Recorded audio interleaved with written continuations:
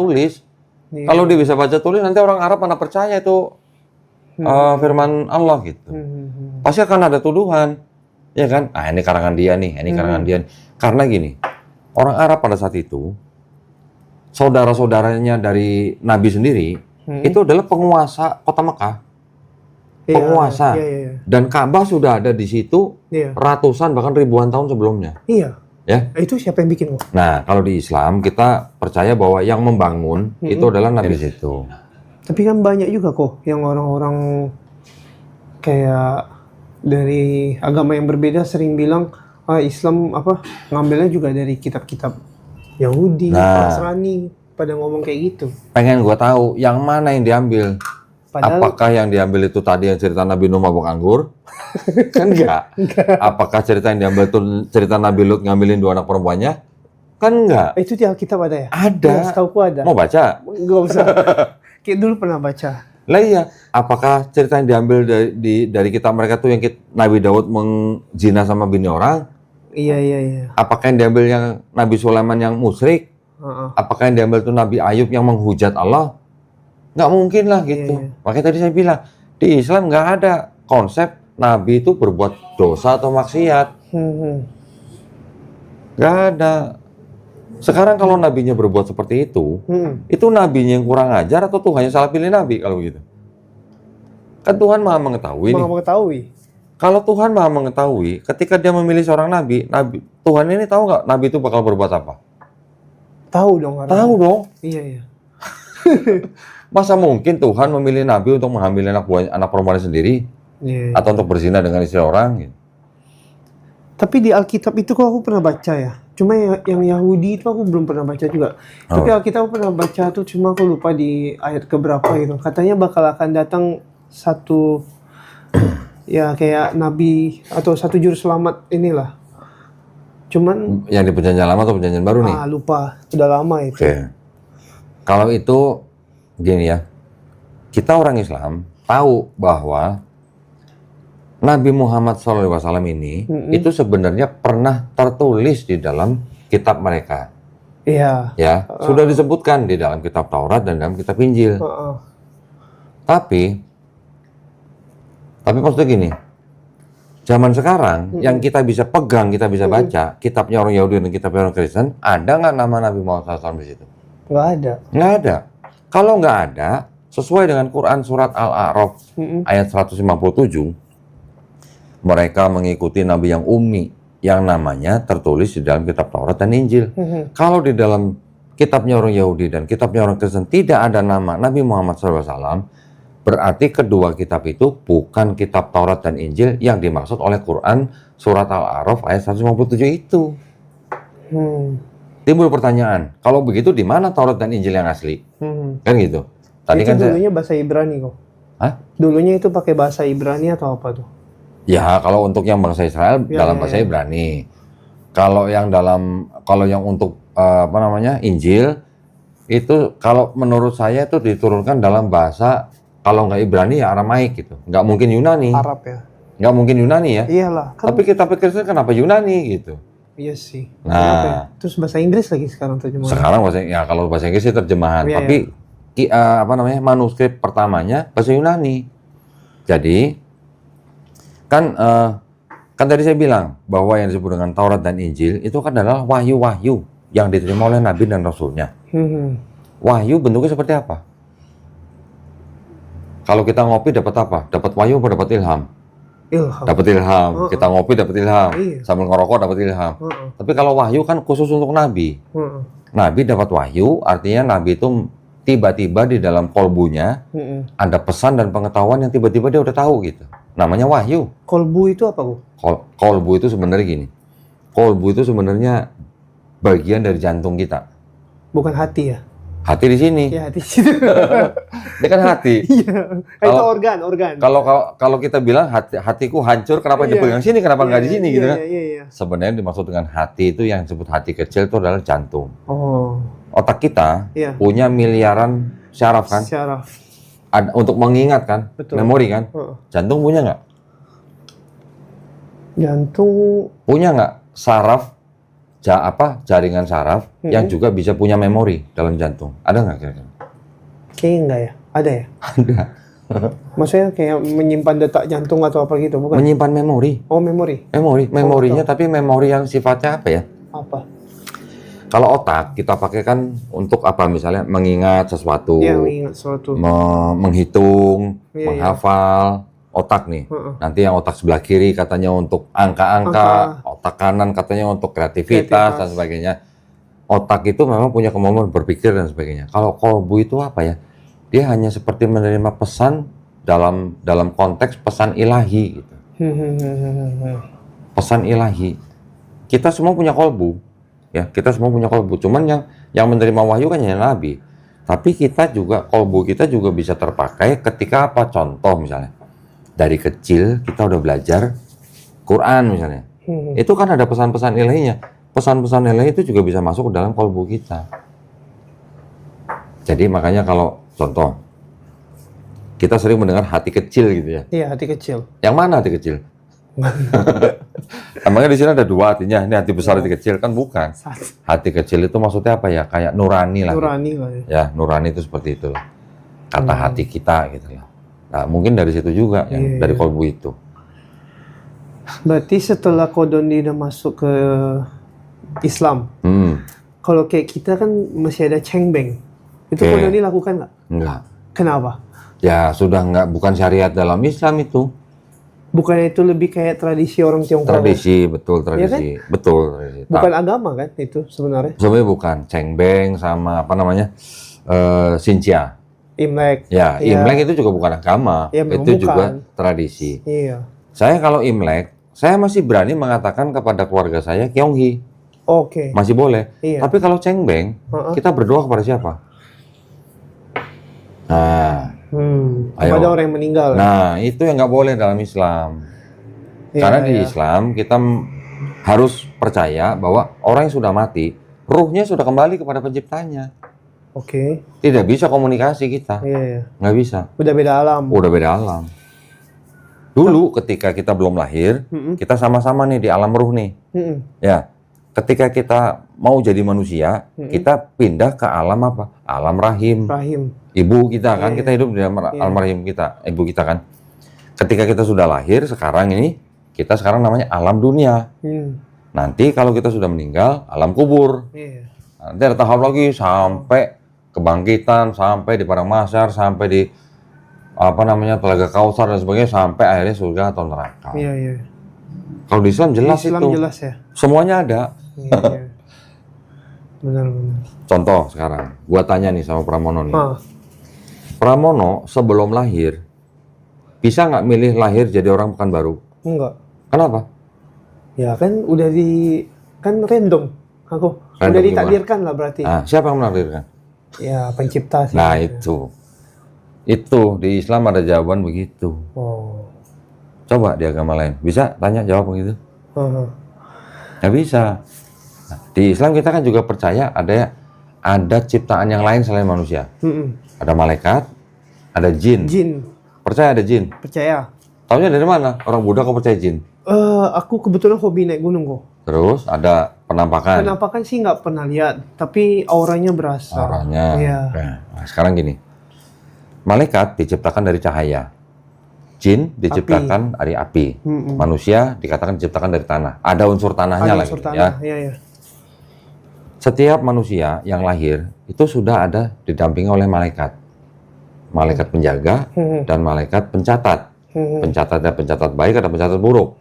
Tapi selain itu juga didampingi oleh jin. Satu jin. Jin. Untuk setiap manusia. Kayak korin gitu. Nah, itu dia. Itu bentuknya kayak apa kok? Ya namanya jin, bentuknya kita nggak tahu, kita nggak pernah lihat. Bisa menyerupai apa aja ya? Nggak juga ya? Iya. Kalau yang menyerupai apa aja tuh bukan jin korinnya, tapi ada ya jin-jin yang lain gitu. Tapi yang namanya jin korin ini, dia mendampingi manusia itu dari dia lahir sampai dia mati. Manusianya loh ya. Jadi, contoh misalnya, pernah nggak denger, misalnya ada orang ke dukun, ya, saya mau nanya saudara saya yang sudah mati, saudara saya udah mati nih, saya nanya sama dukun, dukun itu bisa menceritakan orang yang udah mati itu dengan detail, dengan benar. menurut keluarganya benar memang begitu dulunya gitu. Kira-kira dari mana tuh informasinya dukun itu? Pasti dari makhluk luar sih. Dari jin korin orang yang udah mati itu. Oh. Gimana cara dia komunikasinya? Nah, ya itu namanya udah dukun. Iya, Dukun iya, punya cara-cara tertentu untuk bisa berkomunikasi, manggil jin korin orang itu. Oh. Makanya kalau ke dukun pasti dukun nanya siapa nama orangnya, bin siapa gitu kan. Iya, iya. Pasti dia tanya bin siapa. Iya, iya. Untuk mempermudah cari jin korin orang itu. Iya, iya, iya. Gitu. Iya, Itu di Islam ada jawabannya. Kalau di agama lain gimana? Pernah dengar begitu? Enggak. Nah, itu. Kira-kira Cuma gitu. di agama Islam yang ada percaya itu kan ada jin ya? Benar? Iya. Iya kan? Iya. Ya kalau di Kristen mereka sebutnya roh jahat. Roh gitu jahat, lah. iya. Ya. Iya, iya, iya. Di Islam semua ada jawabannya. Nah, sekarang Gimana kok? silakan mau tanya apa? Kalau kayak yang ortodoks kan itu mereka pakai kayak hijab juga cewek-ceweknya. Mirip kayak Yahudi juga ya sebenarnya. Iya. Mirip ya. Nah, karena kan tadi saya bilang percampuran. Percampuran antara Yahudaisme dan Yunani. Iya, Jadi iya. ketika ada percampuran, ini nanti kan timbul banyak kelompok. Ada kelompok yang lebih condong ke Yahudi, contohnya Kristen Advent. Iya. Tahu? Kristen Advent tahu kan? Tahu. Nggak makan babi. Nggak makan babi. Kebaktiannya Sabat hari Sabtu. Nggak makan daging, nggak minum teh, nggak minum kopi. Betul. Itu kelompok yang condong ke Yahudinya. Oh. Tapi kalau kelompok yang condong ke Yunaninya, Katolik, ya kan? Dari ritualnya aja kelihatan, tanda-tandanya, simbolnya, patung-patungnya dan segala macam, ya kan? Ortodok sebenarnya itu dulunya sama Katolik jadi satu, cuman satu sebenarnya, namanya Kristen Patriarki. Patriarki itu artinya dipimpin oleh bapak-bapak gereja. Gereja Patriarki ini dari mulai abad keempat baru pecah menjadi Katolik dan Ortodok itu baru abad 11. Baru tahun 1054. Dari tadi ini tamu nggak dikasih air. Aduh, sorry. Aman. Sorry, nih. Lu tega lu, Mel. Kamu nggak dikasih air, Mel. Gimana sih lu? Sorry ya. Makasih kok. Ya. Iya. Aduh, gua minum sendiri lagi. Izin minum ya? Mau kopi nggak? Nggak usah, air putih aja. Serius, kopi. Jangan mulas nanti. Gua mau deh kopi deh. Lu lagi mau monitor audio ya? Nah, kalau gitu Cecan boleh nggak begini? Atau Melisa, Mel? Beneran lu nggak mau kopi? Nggak usah kok, air putih ya, aman. Kira-kira kita lagi di kafe ini ceritanya. Ya. Iya. Jadi Katolik dan Ortodok pecahnya baru tahun 1054. Bayangin abad 11. Iya. 1000 tahun setelah Yesus. Iya. Baru ada Katolik, ada Ortodok. 1054 ya. Protestan 1516, abad 16. Itu yang Martin Luther itu. Nah, Protestan pecah lagi. Ada Lutheran, ada Anglikan, ada Calvinis, ada Metodis, ada Baptis, ada Advent, Karismatik, dan sebagainya. Total sekarang baru 60.000 denominasi. Hah? Baru 60.000. Itu Kristen? Protestan. Oh, Protestan.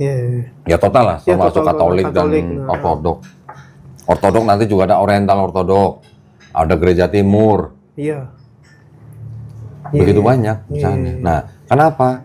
Karena itu tadi yang gue bilang, karena ada percampuran yang namanya Yudaisme dan politeismenya Yunani. Jadi masing-masing punya pandangan sendiri. Ini Roh Kudus, ini. Makanya jadi baru beda akidah dikit udah pecah. Beda dikit udah pecah. Begitu banyak pecahnya. Kacau ya. Kayak Koko kan dulu kan Kristen ya. GBI juga. GBI juga. Bahasa roh itu dari mana kok? Nah itu, bahasa roh itu hanya mungkin dikembangkan oleh penemu atau pendiri gereja karismatik. Yang tadi gue bilang, contoh begini. Iya. Ini gue kasih contoh dulu ya. Ortodok bilang, Roh Kudus itu berasal dari Bapa saja. Katolik bilang, Roh Kudus itu berasal dari Bapa dan Anak. Nanti setelah Katolik pecah jadi ada Protestan pecah-pecah lagi. Ini bagian yang kecil-kecil ini macam-macam. Ada yang menonjolkan takdir.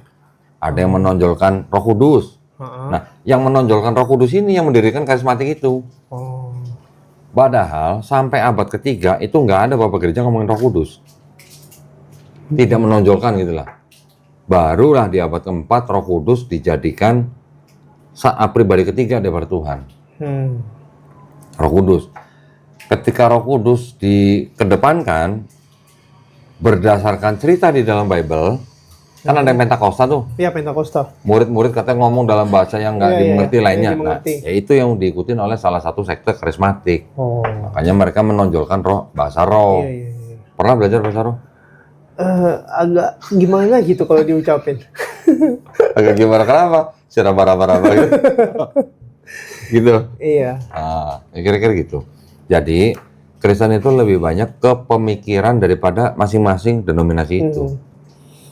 Labelnya gitulah ya. Tapi Dulu Anglikan timbul, kenapa Anglikan? Gara-gara Raja Henry ke-8, Raja Inggris, punya istri lebih dari satu. Iya. Ya, salah satu istrinya mandul, mau diceraiin, minta izin ke Roma, ke Vatikan, nggak boleh diceraiin katanya. Protes dia, daripada nggak boleh, udah gue ceraiin, gue pisah dari Katolik deh, gue bikin sendiri Anglikan, di bawah Protestan. Iya. Macam-macam. Jadi orang ini nggak suka dengan pemimpinnya, dia bikin sendiri. Yang ini nggak suka dengan pemimpinnya, bikin sendiri. Begitu terus pecah gitu. Gila ya. Gua ada bagannya, cuma lagi nggak dipasang, lagi renovasi soalnya. Puluhan ribu. Ya. Ada yang teriak. Berapa? 1-0. Weh, Chan, makasih Chan. Nggak ditawarin Chan. Udah aku. Beneran lu nggak ngopi? Enggak ngopi. Beneran. Oh, aduh. Ada lagi mau tanyain? Katanya Nabi Muhammad nggak bisa baca dan tulis kok. Betul. Benar ya? Bener. Jadi dulu cuma dari speak, ucapan aja. Hafalan. Terus yang mencatat dalam Al-Quran itu Sahabat-sahabatnya. pada waktu itu. Jadi Nabi menerima wahyu. Ya. Ada yang melalui malaikat Jibril, ada yang melalui mimpi.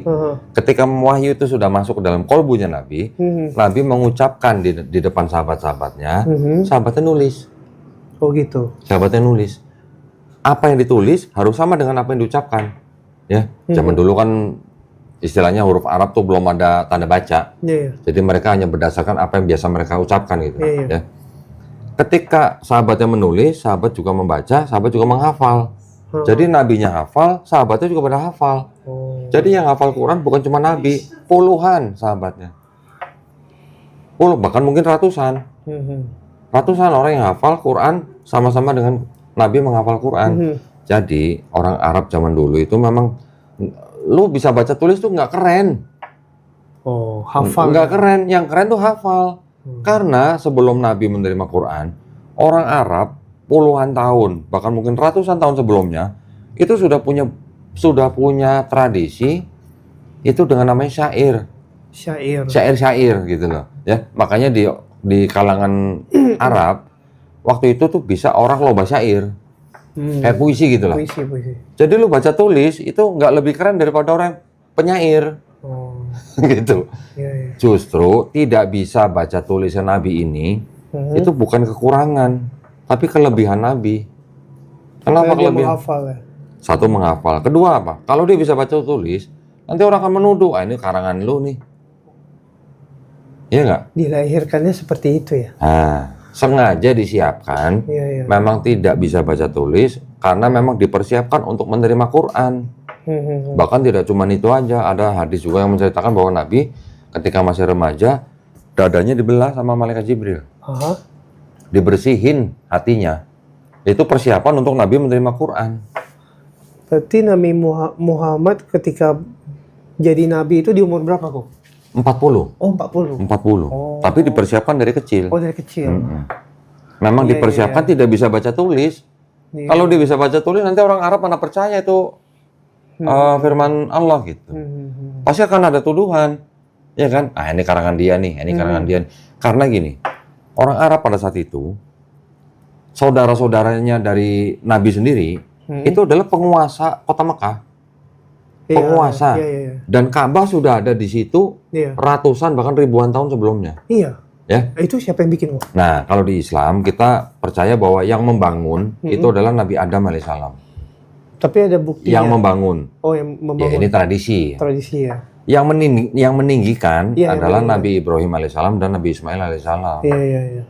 ini tradisi, ini kembali Iya, lagi iya. tradisi. Ya kalau mau dicari bukti sejarahnya apa ya Kita harus nggak balik ada. lagi ke tahun itu. Iya. Ya, ini tradisi. Iya, iya. Jadi ketika keluarganya Nabi menjadi penguasa di Mekah, mereka yang menguasai Ka'bah itu. Dan sudah menjadi yang namanya apa ya namanya? Kebiasaan orang-orang situ. Itu mereka memang menjadi tempat ziarah gitu loh. Nggak cuma dari kalangan sekitar Arab aja, dari Palestina juga orang datang, dari Syam juga orang datang gitu. Iya, Syam, negeri Syam. Datang untuk apa? Untuk ziarah. Bahkan kalau kita ya kalau mau cocokologi nih, Iya. di kitabnya orang Kristen sendiri disebut Lembah Baka. Iya, Lembah Baka. Di mana itu Lembah Baka? Di mana? Di Mekah. Oh, Mekah ya. Lah, Mekah itu juga disebut Baka. Oh. Gitu. Ya ini memang ada perbedaan tradisi antara Iya, iya. Yahudi dan Islam.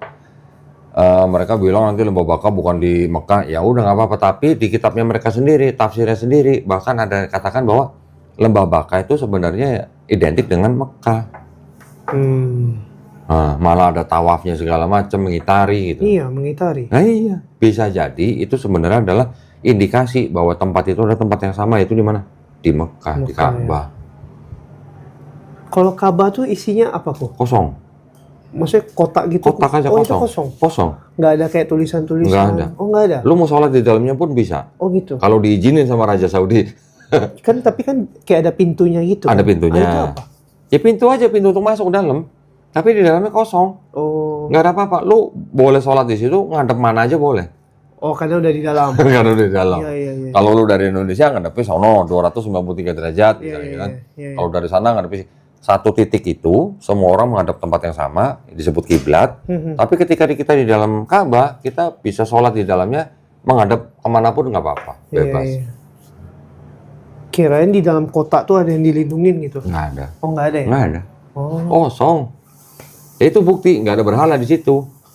Iya, orang pada bilang menyembah berhala, menyembah ke kotak. Menyembah Ka'bah. Iya, menyembah kotak. Kalau menyembah Ka'bahnya, kenapa Ka'bah boleh diinjak-injak sama orang sana? Ada ya? Loh, sering. Oh, sering. Kenapa sering? Karena kan dibersihin, Oh. diganti covernya. Oh, iya, iya, benar-benar. Lah kan diinjak-injak. Iya, iya, Masa sembah diinjak-injak? Direnovasi. Direnovasi. Iya, iya, iya. Gue juga pernah ke sono, ketika gue ke sono, Ka'bah itu dikelilingin dengan pagar. Iya, Orang pagar. nggak bisa pegang, karena lagi renovasi. Masa Tuhan direnovasi? Gitu. Kalau yang ada batu itu apa kok? Batu Hajar Aswad. Itu? Batu Hajar Aswad itu tradisinya adalah batu yang berasal dari surga. Oke. Ya, berasal dari surga.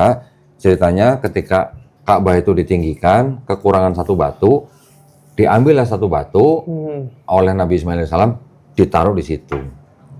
Nah, batu Hajar Aswad itu memang dianggap sebagai batu yang sangat suci, karena dianggapnya batu yang berasal dari surga. Tapi kita juga tidak menyembah batu itu. Ya, kalaupun orang Islam sedang tawaf di Ka'bah, berebut mencium batu Iya, itu. mencium. Kenapa? Kenapa? Karena Nabi dulu pernah cium. Oh, ngikutin. Ngikutin doang. Kalau nabinya dulu nggak pernah cium, orang Islam juga sekarang nggak akan cium. Karena sebenarnya di dalam aturan haji, naik haji, atau kita haji. sebut rukun haji, Rukun. tidak ada kewajiban cium batu itu. Oh. Hanya karena orang rindu ingin mengikuti apa yang Nabi lakukan, berebut gitu. Tapi kan orang berebut kadang yang sampai terpijak, maksudnya sampai meninggal gitu. Kalau yang sampai meninggal karena rebutan cium batu itu kayaknya saya belum pernah baca. Oh, itu yang di terowongan Yang itu di terowongan ya? Mina. Terowongan Mina ya? Iya. Iya. Terpijak-pijak ya? Iya. Mencium batu itu memang ada hadis bisa menghapus dosa kita. Semua? Hadisnya begitu bunyinya ya. Ini ilmu juga nih Chen. Ini sering dituduhkan nih sama teman-teman dari Kristen nih. Orang Islam dianggap menyembah batu Hajar Aswad karena mencium batu itu bisa menghapus dosa. Betul? Pertanyaan saya, yang menghapus dosa orang yang mencium itu batunya atau Allah SWT? Harusnya sih Allah sih. Ini yang bukan orang Islam aja bisa ngomong begitu nih. Iya. Yang menghapus dosanya siapa? Ya Allah SWT. Kenapa? Karena kita udah susah-susah ke situ kan. Iya. Tujuannya apa? Tujuannya kan kita ke situ kan beribadah. Dengan kita niat beribadah, kita melakukan dengan jerih payah, keluar biaya, keluar keringat, keluar tenaga. Semua lah. Ya ibaratnya dosa-dosa kita diampuni gitu loh. Tapi yang menghapus dosa bukan batunya, tapi Allah Subhanahu wa taala. Itu di hadis kok. Itu di hadis. Di kitabnya orang Yahudi, Yesaya pasal 6 ayat 6 sampai 7 diceritakan Serapim mengambil batu bara ya dengan supit, kemudian menempelkan ke bibirnya Nabi Yesaya, dosanya Nabi Yesaya dihapuskan. Ya, yang hapus dosa Nabi Yesaya siapa? Apakah batu baranya, apakah supitnya, apakah malaikatnya, ataukah Hasem? Ya pasti Hasem. Hasem itu panggilan untuk Tuhan Yang Maha Esa. Jadi orang kadang sering salah paham, menuduh Islam menyembah batu Hajar Aswad gitu katanya. Itu kalau kata orang Yahudi, ini kata orang Yahudi nih, orang Kristen yang ngomong begitu, itu orang idiot gitu kan. Yang ngomong siapa? Namanya Rabbi Tovia Singer. Rabi ya. Saya kasih tahu aja. Jadi orang Kristen yang ngomong begitu tuh orang Kristen yang nggak belajar. Gitu aja. Tapi kayak, ya itu orang Yahudi mau ibadah nggak ada tempat mereka di masjid bisa. Bisa, Iya, boleh. Kadang mereka berdiri paling belakang. Benar, Ya kan? benar. Iya. Tapi kenapa nggak boleh masuk gereja? Kadang mereka menganggap menyembah berhala. Iya. Jadi Bukan, Tuhannya beda. ya itu, ya berhalanya itu Tuhannya beda. Jadi orang Yahudi ketika pergi ke suatu tempat tidak nemu sinagog, mereka diperbolehkan masuk masjid untuk tefillah. Oke. Kenapa? Karena masjid buat mereka adalah tempat untuk menyembah Tuhan Yang Maha Esa. Tapi mereka dilarang masuk dalam gereja karena gereja buat mereka adalah tempat menyembah berhala. Siapa berhalanya? Patung. Yesus. Iya. Yesus. Karena di Yahudi tidak ada konsep menyembah manusia. Aku pernah lihat di YouTube kok, tapi aku lupa lah. YouTube luar. Pokoknya kayak antara Alkitab atau kitab yang Yahudi itu ada tulisan, ya itu, akan datang Nabi setelah itu yang bernama Ahmed atau apa gitu, aku lupa. Di kitabnya Yahudi dan di kitab Kristen tidak ada kata-kata begitu. Nggak ada ya? Tidak ada. Yang ada mungkin pernah dengar atau pernah baca di Gospel of Barnabas. Itu apa? Atau Injil Barnabas. Kayaknya iya. Gospel of Barnabas itu sebenarnya bukan dokumennya Kristen, juga bukan dokumennya Islam. Oke, jadi itu hanya mungkin dulu tulisan yang katanya atau diduga ditulis sama orang Islam pada zaman dulu, abad ke-13. Diterjemahkan ke bahasa Italia abad 15, terjemahkan ke bahasa Spanyol abad ke-16. Di situ dikatakan yang disalib bukan Yesus, tapi siapa? Yudas Iskariot. Kemudian akan ada nabi lagi datang, namanya Ahmad. Ya. Kemudian ada lagi yang disebut dengan Mesias, itu malah Nabi Muhammad, bukan Yesus. Jadi itu bukan dokumen Islam. Bukan ya. Juga bukan dokumen Kristen. Yang buat siapa? Katanya dulu orang Muslim yang nulis. Gitu. Sorry. Tapi itu sebelum Nabi Muhammad lahir? Apa sesudah? Sesudah. Sesudah ya. Nih, maksudnya ini. Gua ada. Ada ya. Ada dong. Nah, itu di situ. Ini tahun kamu, Mak? 1907. Terjemahannya. Terjemahannya. Iya. Iya. Ini terjemahan bahasa Inggris, yang terjemahan sebelumnya lebih tua lagi. Iya. Yang sekarang katanya disimpan di Museum Topkapi Turki. Iya katanya. Yang kertasnya lembarannya hitam, tulisannya emas. Itu bukan dokumen Islam dan juga bukan dokumen Kristen. Jadi Kristen menolak, Islam juga menolak. Iya. Walaupun ada kalimat akan ada nabi lagi namanya Ahmad gitu. Iya. Tetap kita Islam tidak pakai. Karena ibaratnya kalau di dalam ilmu Islam, ini bukan hadis yang memenuhi syarat gitulah. Kalau Al-Quran kan berarti istilahnya wahyu yang diturunkan langsung. Ya. Nah, kalau hadis itu apa kok? Perkataan Nabi atau sabda Nabi. Yang dicatat. Atau perbuatan Nabi. Nah, perbuatan atau sabda, bahkan diemnya Nabi pun itu dianggap sebagai hadis. Kalau Al-Quran kan satu nih. Tidak beda-beda. Tapi kalau hadis, kenapa banyak hadis? Gitu. Hadis dari ulama ini, dari ini. Kenapa gitu? Gini.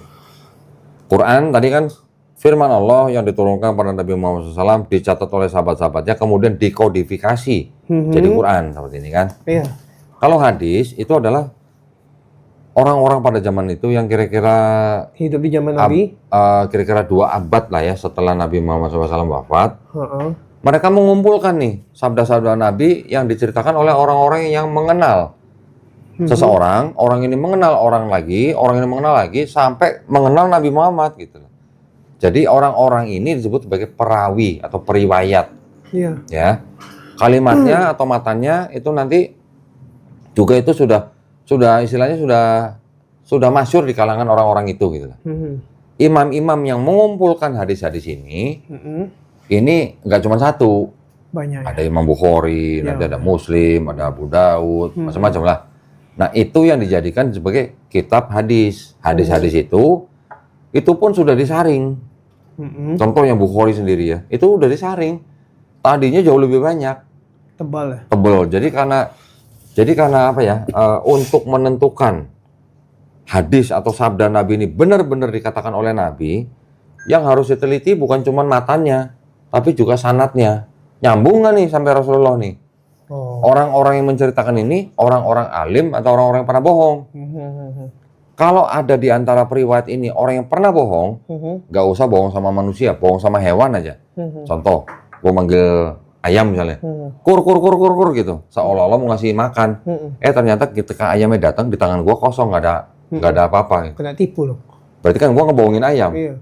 Periwayat yang pernah seperti itu aja, itu sudah menurunkan derajat hadis. Dianggap orang itu nggak jujur. Jadi syaratnya hadis sahih itu selain matanya jelas, sanadnya juga jelas. Sanad ini artinya jalur perawian gitu. Perawi orangnya, sanad itu jalur perawinya. Itu harus sampai ke Nabi Muhammad SAW dan perawinya ini harus orang alim. Orang pikun aja nggak diterima.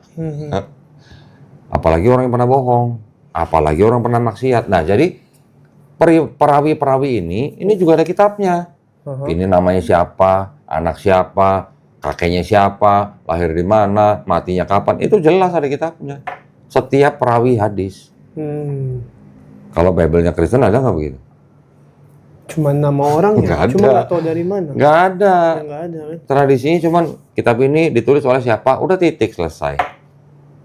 Gitu. Beda jauh kalau ngelihat ilmu hadisnya Islam sama di Kristen sama di Yahudi beda jauh. Berarti fungsi hadis lebih kayak jadi sebagai bantuan ya, pedoman ya, apa gimana? Petunjuk pelaksanaan. Nah, contoh misalnya ada undang-undang perpajakan nomor 13 misalnya, atau undang-undang tenaga kerja tahun 13 nomor 13 tahun sekian. Gimana? Kan kita udah baca undang-undang ini. Tapi untuk melaksanakannya perlu juklak nggak? Juklak apa itu? Petunjuk pelaksanaan. Iya. Nah, hadis itu gambarannya seperti juklak. Undang-undang misalnya dianggap seperti Quran, hadis itu seperti juklak, petunjuk melaksanakan Quran itu. Gitu. Contoh, di Quran ada perintahnya, sholat, 5 waktu disebutkan dalam Quran. Caranya gimana? Di hadis. Di hadis. Oke. Karena di Quran ada perintah dari Allah SWT, taatilah Allah, taatilah Rasul. Jadi taatilah Allah yang ada di dalam Quran, taatilah Rasul di mana? Di hadis. Di hadis. Gitu. Caranya sholat gimana? Lihat Nabi sholat. Iya. Gitu. Petunjuk pelaksanaan gitu. Kenapa nanti sholat subuh 2 rakaat? Kenapa sholat zuhur 4 rakaat? Iya, beda-beda. Kenapa sholat asar 4 rakaat, maghrib 3, isya 4? Kenapa, Chen? Kenapa kok? Beda-beda. Ini anaknya Ustadz nih. Oh gitu. Ini bapaknya Ustadz nih, Gua dulu waktu baru masuk Islam juga gua nanya begitu. Sama Ustadz, kenapa sholat subuh 2 rakaat, zuhur 4 rakaat dan seterusnya? Ustadznya bingung juga. Tapi ada alasannya kok? Ada. Alasannya ada. Alasannya ada. Apa? Alasannya beda-beda ya, peruntukannya ya? Peruntukan beda-beda. Nah, yang tahu kenapa itu ya sebenarnya cuma Allah SWT yang tahu. Masalahnya, ini masalahnya. Nabi Muhammad SAW ketika diajarin sholat sama malaikat Jibril alaihissalam, malaikat Jibril alaihissalam juga nggak ngasih tahu kenapa. Nabi juga nggak nanya kenapa gitu. Oh, berarti itu mengikuti apa yang sudah Nabi lakukan. Apa yang dilakukan Nabi, Nabi juga taunya dari malaikat Jibril yang ngajarin. Iya. Jadi kalau lu nanya kenapa 2, kenapa 4, waduh, Nabi nggak nanya malaikat, malaikat juga nggak ngasih tahu Nabi gitu. Ya sudah kita ikutin. Tapi gue pernah nanya, kenapa subuh sebelum matahari terbit? Kenapa zuhur pas matahari di atas ubun-ubun gitu kan? Kenapa asar mau tenggelam, pas maghrib kenapa pas mataharinya baru pas lagi tenggelam, Isya kenapa setelah matahari gelap. Guru pernah nanya. Itu juga banyak Ustadz juga nggak bisa jawab. Tapi akhirnya setelah gue riset, ternyata itu ada hubungannya dengan apa? Pernah dengar cahaya alam? Spektrum, pernah dengar? Spektrum. Nah, kalau orang main foto, pasti tahu spektrum. Perubahan cahaya alam. Ternyata, ya kan karena bumi berputar, matahari juga berputar, bumi mengelilingi matahari. Ini kan ada yang namanya, ketika berputar kan ada perubahan cahaya matahari. Perubahan cahaya matahari itu yang disebut dengan spektrum. Nah, ketika ada perubahan cahaya alam, ketika otak kita ditaruh di tempat paling bawah, di bumi, di lantai, ya, itulah efek yang paling baik buat otak kita, jam terbaik buat mempengaruhi otak kita. Contoh lah, orang mau motret, banyak kan fotografer nggak mau motret kecuali jam sekian gitu. Dia nunggu mataharinya berubah langitnya jadi jingga misalnya gitu. Momentum. Nah, gitu. Nah itu yang tahu ya itu maknanya. Ini hanya apa namanya? Cuma riset aja. Manusia ketika dia sedang sujud menempatkan kepalanya di tempat yang paling rendah, ya. Dan pada saat cahaya alam berubah, itu akan menimbulkan banyak hal yang positif buat orang itu. Bisa dari kreativitasmenya, bisa dari ketenangannya, bisa dari ketajamannya dan sebagainya. Ya walau alam ya, ini hanya apa namanya? Riset aja. Gitu. Tapi ternyata dunia kedokteran juga mengakui. Kedokteran juga mengakui loh bahwa otak kita ini kan butuh darah dan oksigen. Tapi tidak semua bagian otak itu dapat darah dan oksigen secara optimal. Caranya bagaimana supaya optimal sampai kepala paling atas? Caranya gimana? Sujud. Caranya cuma dengan cara sujud. Cuma dengan sujud orang bisa mendapatkan darah dan oksigen yang maksimal di dalam otaknya. Itu kata kedokteran. Miring gitu ya. Iya. Sekarang lu kalau dikelepak pahanya, lu gitu marah nggak? Bercanda nih, bercanda. Temen lu bercanda nih. Lu dikelepak pahanya, lu marah nggak? Marah lah. Marahnya kenapa? Tunggu. Cuma paha doang. Tapi kalau kepala ya. Nah itu. Kenapa lu marah kepala? Ya nggak sopan. Paling mulia, ya kan? Kita ketika diperintahkan sholat ada sujudnya, berarti kan kita disuruh diperintahkan menempatkan bagian kita yang paling mulia di tempat paling rendah. Nah itu apa buktinya? Itu sebagai wujud apa? Itu bentuk penghambaan kita yang paling tinggi kepada pencipta kita. Gitu. Orang Buddha aja sujud kan? Iya. Berkali-kali lagi. Apalagi kalau yang Maitreya, yang 1000 kali. Sujud kan?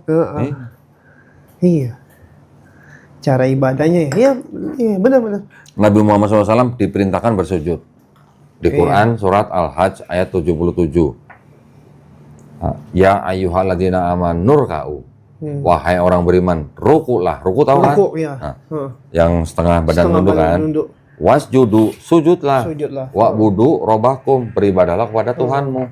Nabi Abraham sujud di Bible-nya orang Yahudi. Kejadian 17:3. Keluaran 34 ayat 8, Nabi Musa sujud. Bilangan 16:22, Nabi Musa dan Nabi Harun sujud. Itu di mana kok? Di Bible, di Bible-nya orang Yahudi sama orang Kristen. Yosua 5 ayat 14, Nabi Yosua sujud. Iya. 1 Tawarikh 29:20 sama Mazmur 95 ayat 6, Nabi Daud dan umatnya sujud. Sujud ya? Iya. Nabi Ezra di Nehemia 8 ayat 6 sujud. Nabi Yesus di Bible-nya orang Kristen sujud. Matius 26:39 sujud. Nabi Muhammad SAW sujud. Kalau Nabi Muhammad SAW disebut Muslim, orang Islam, lah itu berarti Nabi-Nabi sebelumnya Muslim bukan? Harusnya sama. Muslim secara akidah ya. Secara keyakinan, secara teologi, mereka menyembah Tuhan yang satu. Mereka menyembah pencipta. Kalau Katolik kan juga kadang di tempat ibadahnya mereka kayak berlutut gitu kan? Iya. Itu bukan sujud kan? Bukan, itu beda. Cuma berlutut aja. Iya. Orang Protestan juga ada yang berlutut. Iya, tahu. Ada. Sambil gue juga dulu di GBI pernah berlutut. Pegang lilin. Ya, waktu lagi ada. Tapi ada orang Kristen yang sujud ada. Ada ya? Orang apa? Kalau nggak salah gereja Koptik atau gereja Ortodok juga sujud.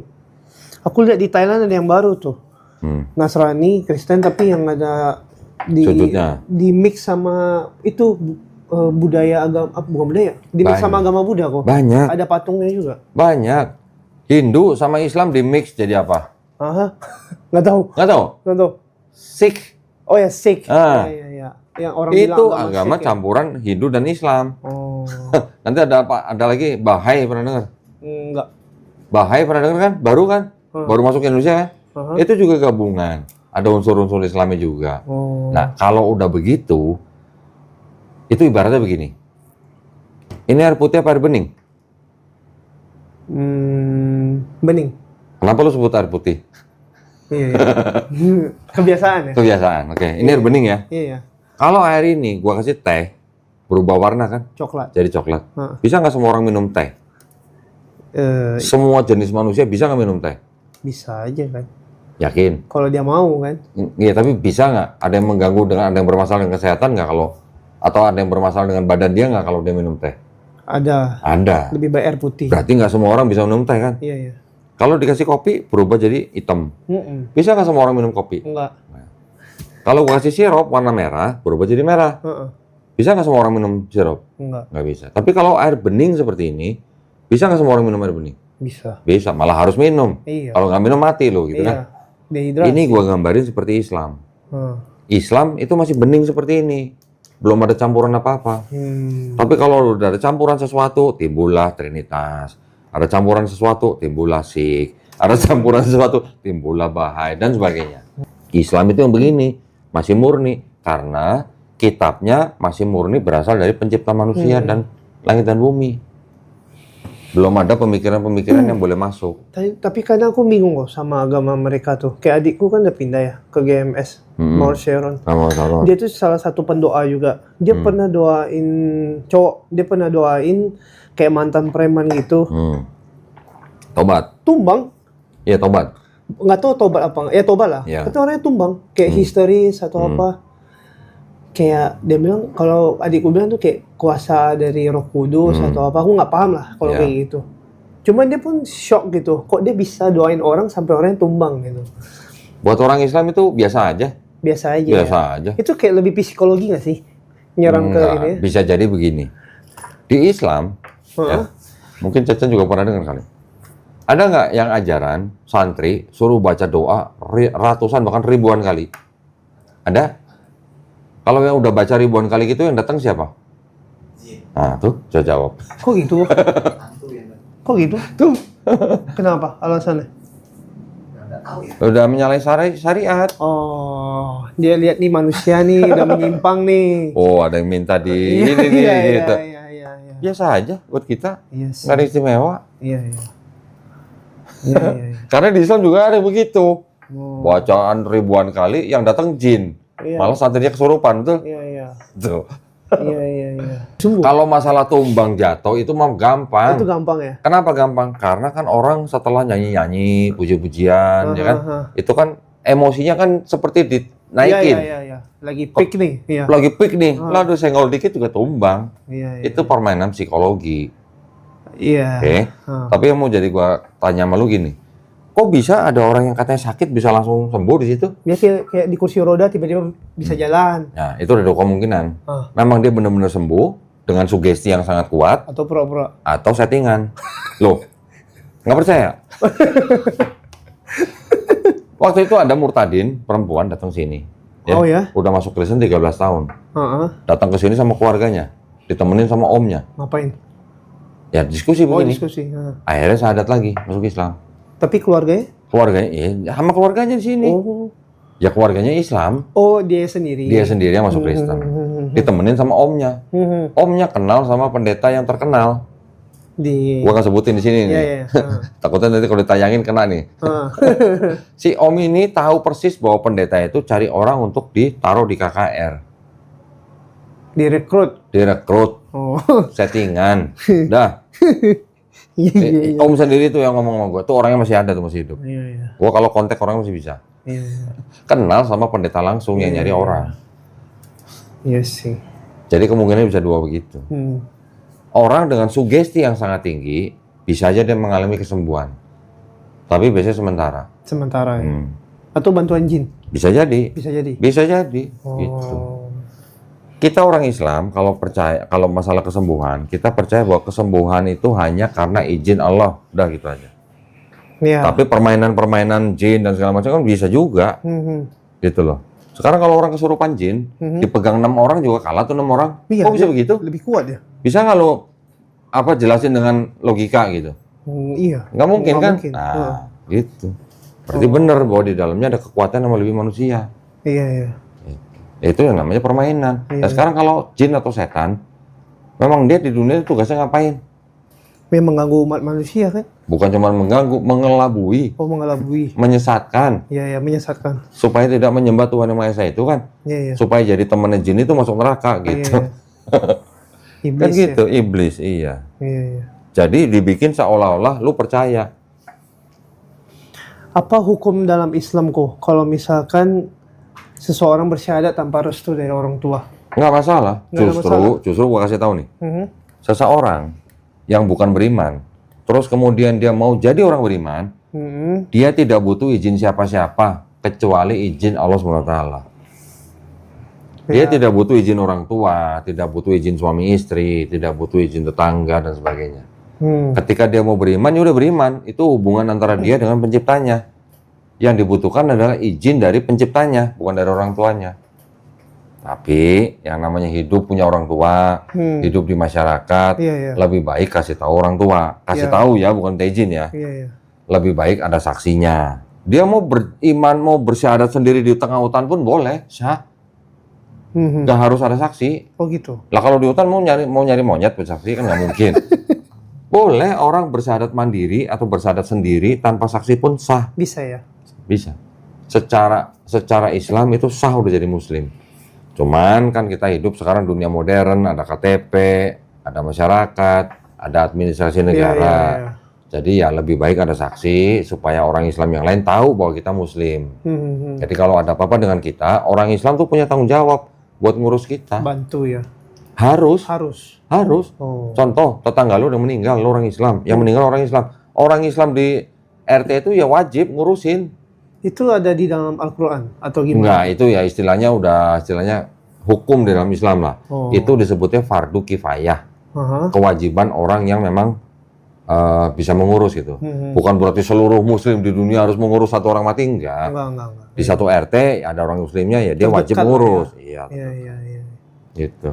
Iya. Itu hanya karena kita hidup di dunia kan. Ada administrasi negara, ada masyarakat dan sebagainya.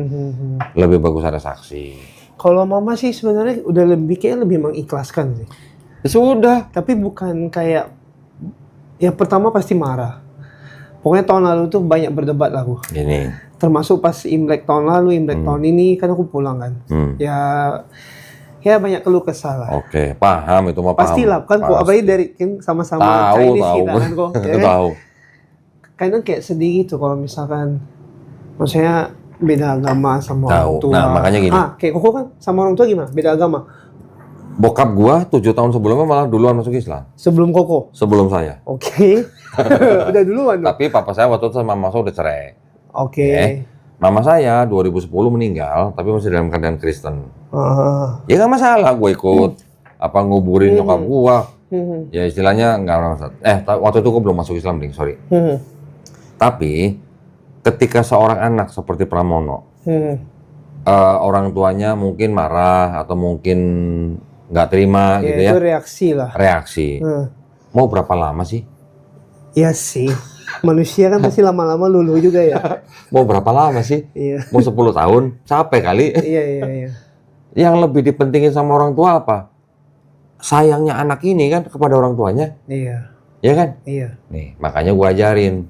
Ketika kita sudah jadi muslim, ketika orang tua kita marah, kita boleh menjawab orang tua kita. Tapi harus dengan cara yang paling lembut. Dan ketika kita sudah jadi muslim, yang tadinya kita sayang dan hormat kepada orang tua kita, setelah jadi muslim, lu harus bisa tunjukin, lu lebih sayang, lu lebih hormat. Oh iya. Nah, caranya gimana kan lu yang lebih tahu. Ya kenapa di Islam diajarkan kayak gitu? Nah, itu dia. Di Islam kita diwajibkan sayang dan hormat kepada orang tua. Bahkan kalau beda keyakinan sekalipun, bahkan ketika orang tua kita nyuruh kita, kita aja nggak boleh ngomong, gitu aja nggak boleh. Ya udah kerjakan gitu. Kerjakan. Tapi selama perintahnya bukan untuk bermaksiat. Oh iya, yang baik lah. Ya artinya perintah kebutuhan orang tua, Iya. lu nggak boleh tolak. Bahkan ngomong aja nggak boleh. Itu di Quran ada itu. Ada ya. Di Quran ada lo. Dan di Islam kita diwajibkan menghormati ibu kita, ibu 3 kali kadarnya lebih tinggi daripada kepada bapak kita. Kok gitu? Iya. Karena ibu yang mengandung kita, Melahirkan. ibu yang melahirkan kita, resikonya kan nyawa. Iya. Ibu yang membesarkan kita. Iya. Itu kita harus hormati dan sayangi ibu kita 3 kali lebih tinggi daripada kepada ayah kita. Ajaran Islam. Ajaran ya. Nanti kalau ada orang Islam yang durhaka sama orang ibu tuh bukan ajaran yang salah, itu orang yang salah. Iya, orang manusianya. Jadi kita harus bedakan nih antara ajaran dan pelaku nih. Gitu. Jadi kalau orang tua marah bagaimana? Tetap kita harus tetap menghormati, tetap sayangin, tetap hormatin. Nggak boleh kita kasarin gitu.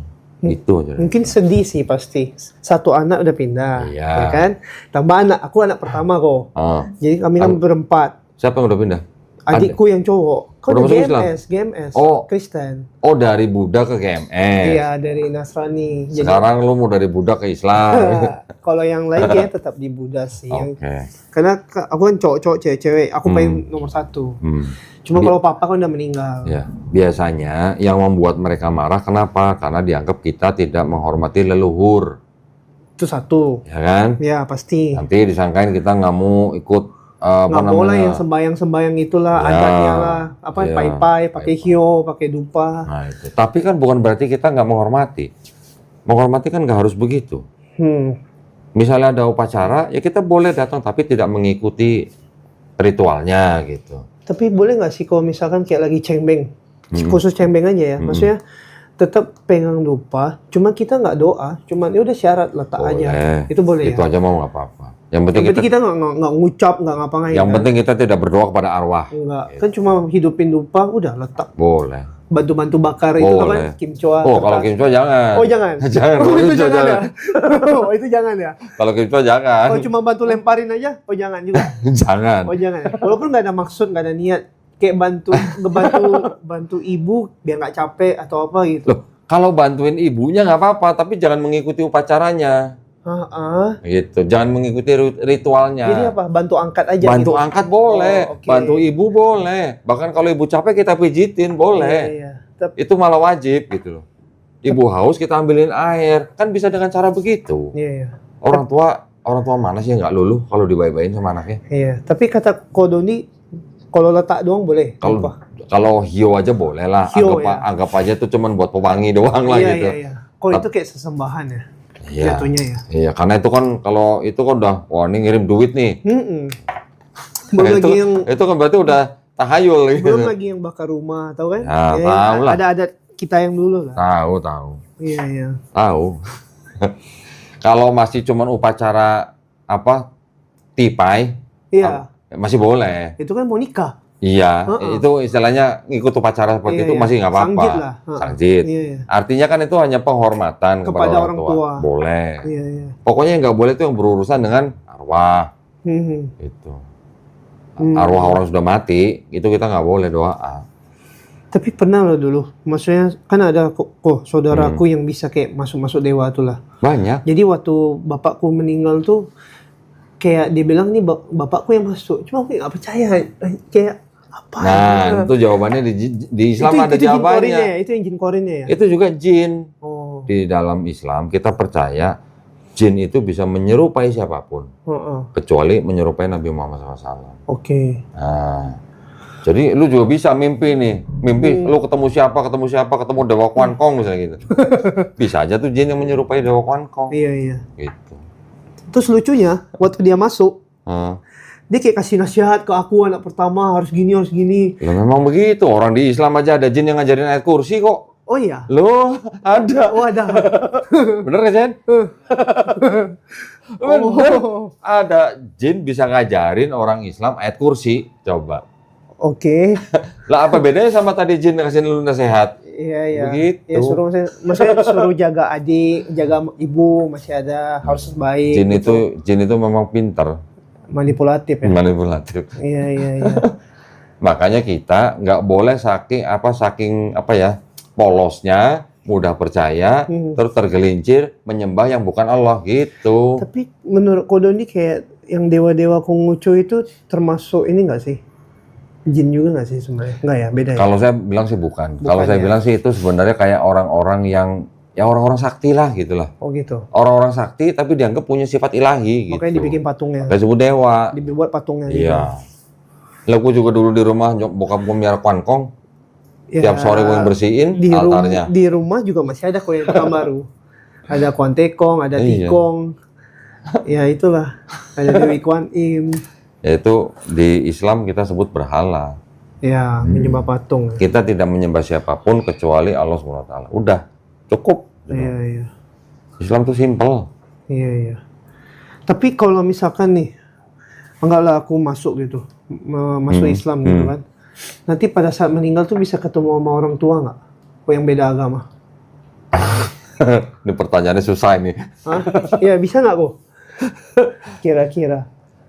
Gini. Oh, di ajaran Islam ya? Di ajaran Islam. Di Islam ya. Di Islam kita memahaminya gini. Ketika orang sudah mendengar tentang Islam, sudah tahu nih soal Islam nih, dan dia tidak menerima Islam, ya dia tempatnya akan di neraka. Kecuali Allah SWT merahmati dia. Caranya? Ya cuman Allah itu haknya Allah SWT, itu bukan urusan kita. Iya, iya. Ya. Tapi kita dikasih tahu ketika orang sudah mendengar tentang Islam dan dia tidak mau menerima Islam, ya tempatnya di neraka. Kecuali Allah SWT merahmati orang itu. Dan kita nggak bisa mohon-mohon nih kepada Allah nih, ya Allah tolong rahmati orang tuaku yang mati dalam keadaan kafir misalnya. Itu nggak boleh malah. Mau ketemu pun nggak bisa ya? Nggak bisa. Kita nggak boleh doain malah. Oh gitu. Karena dia sudah pernah mendengar Islam. Anggaplah kita sama-sama ada meninggal nih. Iya. Berarti nggak bisa ya? Kecuali kalau orang tua kita tidak pernah dengar tentang Islam. Pasti pernah lah. Ya kan? Kan sampai sekarang juga masih ada orang pedalaman nih. Oh iya. Yang belum pernah dengar tentang Islam kan ada kan? Ada. Itu penghakimannya beda, khusus. Oke. Penghakimannya khusus gitu. Nggak seperti orang-orang yang sudah pernah mendengar Islam tapi dia tidak mau menerima. Kayak di pelosok-pelosok gitu ya. Itu penghakimannya nanti di hari akhir beda. Khusus gitu lah. Jadi itu maha adilnya Allah.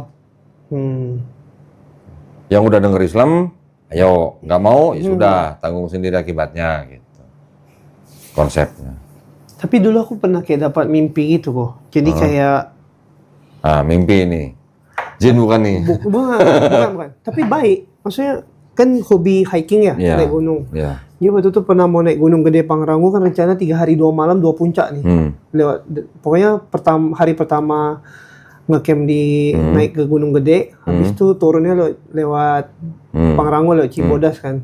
Sering nggak naik gunung ya? Sering. Jadi jadi pokoknya 3 hari apa seminggu gitu sebelum kegiatan itu, kayak dimimpiin. Cuman kayak cahaya putih doang, dibisikin. Pokoknya naik 1 gunung aja, jangan 2. Terus aku kan bandel ya, aku tabrak. Dua-duanya naikin? Naik, pulang-pulang hampir tipes. muntah, makan muntah, diare, pokoknya gitulah. Ya. Cuma nggak tahu ya itu siapa. Iya. Gini lah, pokoknya kalau kita mimpi, kita tahunya pokoknya jin bisa menyerupai siapa saja kecuali menyerupai Nabi Muhammad SAW, dah gitu aja. Jadi kalau kita mimpi baik buat kita, ya syukuri aja. Kita mimpi sesuatu yang jelek, ya kita apa istilahnya, jangan buru-buru percaya. Iya.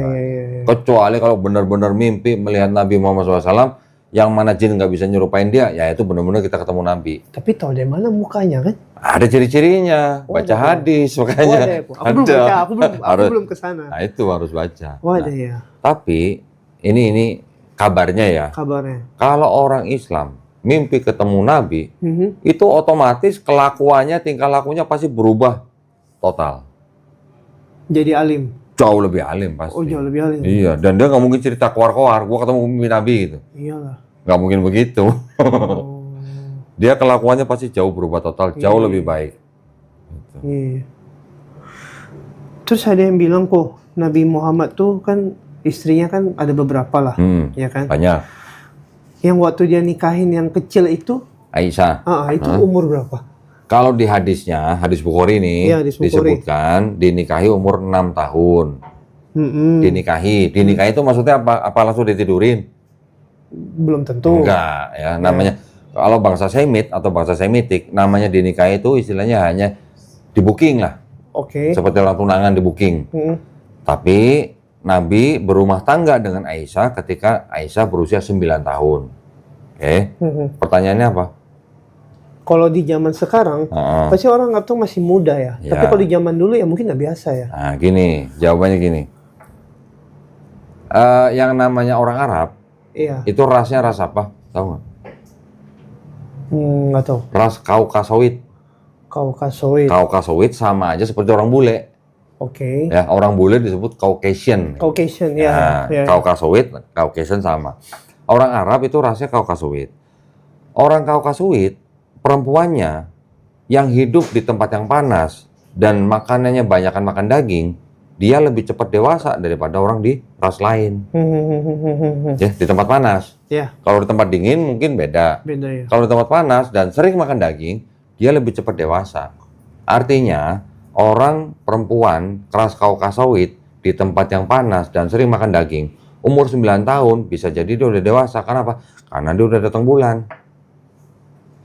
Di Indonesia ada nggak anak perempuan 10 tahun datang bulan? Ada. Ada. Iya. Ada kan? Dan zaman itu tinggi manusia masih lebih tinggi daripada sekarang ya? Enggak lah, kurang lebih sama. Cuman kan namanya ras kan beda-beda. Ras Kaukasoid relatif lebih tinggi daripada orang Mongoloid. Kita nih ras Mongoloid nih. Mongoloid. Tapi sekarang ras Mongoloid juga banyak yang tinggi-tinggi. Iya. Kenapa? Karena makanannya. Benar-benar. Ya, makanannya kalau udah banyak obat ya cepet tinggi gitu misalnya.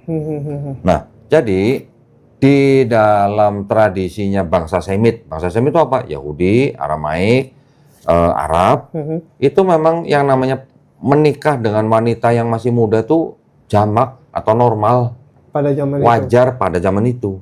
Oke. Indikasinya apa indikasinya? Ketika Nabi melamar Aisyah juga sebenarnya udah dilamar sama orang lain. Ya, cuman karena yang